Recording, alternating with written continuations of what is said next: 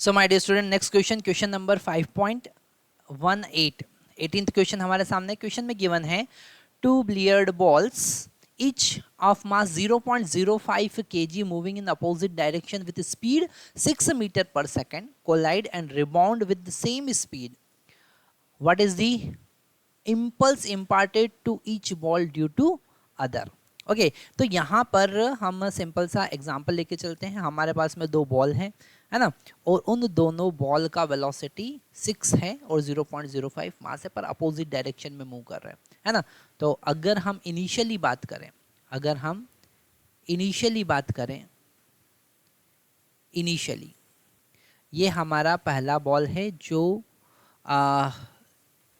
0.6 metre पर second की speed से मूव कर रहा था। इसका मास m जो है, m1 जो है वो है 0.05, और दूसरा बॉल जो है वो भी 6 मीटर पर सेकंड की स्पीड से मूव कर रहा है, उसका मास भी 0.05 है। ये केस जो हमने लिया है ये बिफोर कोलिजन का केस लिया है, ठीक है, बिफोर कोलिजन।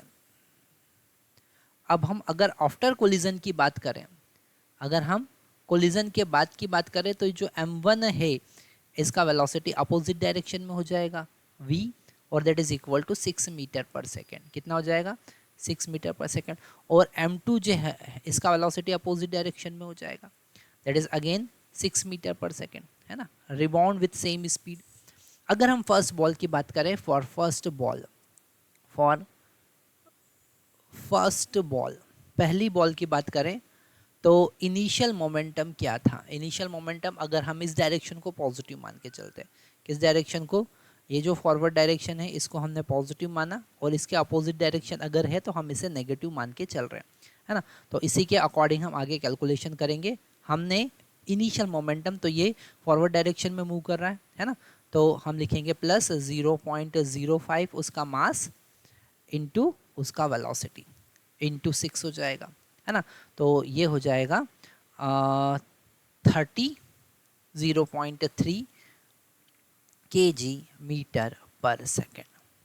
ओके, अगर हम फाइनल मोमेंटम की बात करें, तो फाइनल मोमेंटम डेफिनेटली यहाँ पर अपोजिट डायरेक्शन में, तो हम लिखेंगे minus 0.3 kg metre per second. और अगर हम इम्पल्स की बात करें, तो इम्पल्स का मतलब ही होता है चेंज इन मोमेंटम। क्या होता है? चेंज इन मोमेंटम, मतलब कि final momentum minus initial momentum, मतलब कि minus 0.3 minus 0.3 that is equal to minus 0.6। ये है फाइनल मोमेंटम माइनस ये है इनिशियल मोमेंटम। तो हमारे पास में इम्पल्स आया minus 0.6 kg metre per second. Okay, मतलब अपोजिट डायरेक्शन में इम्पल्स होगा। फर्स्ट बॉल का इम्पल्स जिसको हमने I1 लिखा वो minus 0.6 kg metre per second. अगर हम सेकेंड बॉल की बात करें, तो यहाँ पर कलर चेंज कर लेते हैं, ग्रीन कलर ले लेते हैं। हम लिखे फॉर सेकेंड बॉल, ठीक है। तो सेकेंड बॉल के लिए अगर हम इनिशियल मोमेंटम की बात करें, तो वो होगा minus 0.3 kg metre per second. क्यों माइनस होगा? क्योंकि इसकी डायरेक्शन अपोजिट है ना, ये इनिशियल। और फाइनली क्या होगा? पॉजिटिव होगा। फाइनली क्या होगा? Plus 0.3 kg metre per second, है ना। पॉजिटिव क्यों होगा? क्योंकि फॉरवर्ड डायरेक्शन में।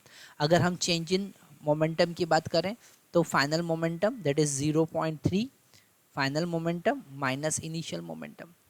फाइनल मोमेंटम माइनस इनिशियल कितना है? माइनस 0.3। तो जो चेंज इन मोमेंटम आया वो आया कितना? 0.6 kg मीटर पर सेकेंड।